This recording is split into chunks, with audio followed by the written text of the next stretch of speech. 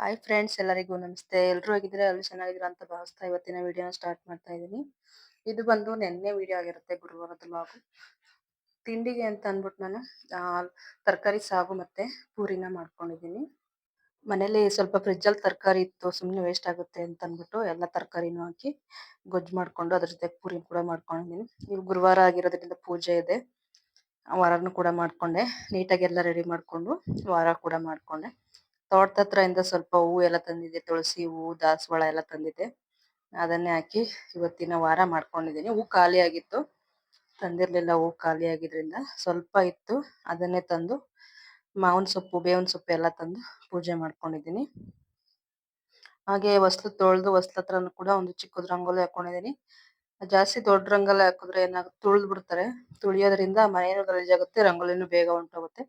ಅದರಿಂದ ಒಂದು ಪುಟಾಣಿ ರಂಗೋಲಿ ಹಾಕೊಂಡಿದ್ದೀನಿ. ತುಳಸಿ ಗಿಡದ ಹತ್ರನೂ ಕೂಡ ತೊಳೆದು ಅಲ್ಲೂ ಕೂಡ ರಂಗೋಲಿ ಹಾಕಿ ಸ್ಪಾಟ್ ಎಲ್ಲ ತೊಳೆದು ನೀಟಾಗಿ ಅಷ್ಟು ಕುಂಕುಮ ಎಲ್ಲ ಇಟ್ಟು ರಂಗೋಲಿ ಎಲ್ಲ ಹಾಕೊಂಡಿದ್ದೀನಿ.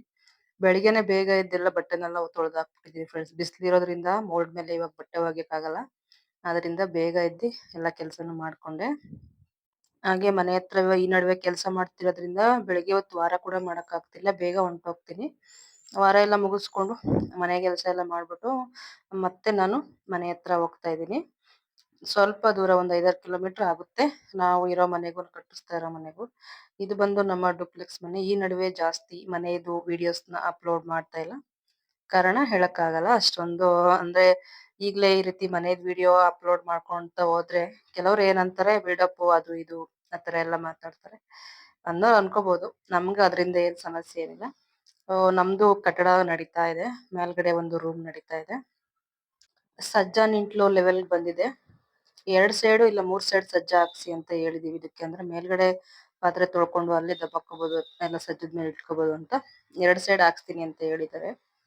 ಹಾಗೆ ನೋಡಿ, ಮೇಲ್ಕತ್ರಂತೂ ತುಂಬಾ ಟಾಪ್ ಅಲ್ಲಿ ಇರೋ ತರ ಕಾಣುತ್ತೆ.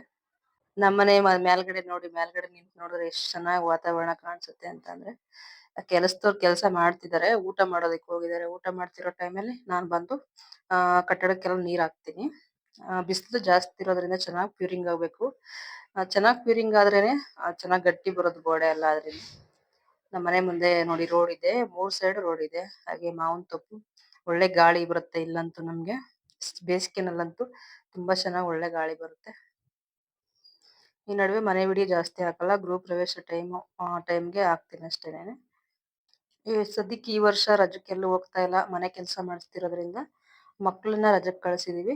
ಹಾಗೆ ನಮ್ಮ ಮನೆಯವರು ನಾವು ಕೆಲಸ ಮಾಡಿಸ್ತಿದೀವಿ. ಹಾಗೆ ನೈಟ್ ಊಟಕ್ಕೆ ಅಂತ ಅಂದ್ಬಿಟ್ಟು ಮನೆ ಹತ್ರ ಸಂಜೆವರೆಗೂ ಇರ್ತೀನಿ, ನಾನು ಕೆಲಸದವ್ರು ಹೋಗೋವರೆಗೂ ಇರ್ತೀನಿ. ಆಮೇಲೆ ಬಂದು ಅಡುಗೆ ಮಾಡ್ಕೋತೀನಿ ಬೇಗ ಬೇಗ. ಸ್ವಲ್ಪ ಬಿಸಿಲಿರೋದ್ರಿಂದ ಮಜ್ಜಿಗೆ ಎಲ್ಲ ಮಾಡಿದೀನಿ.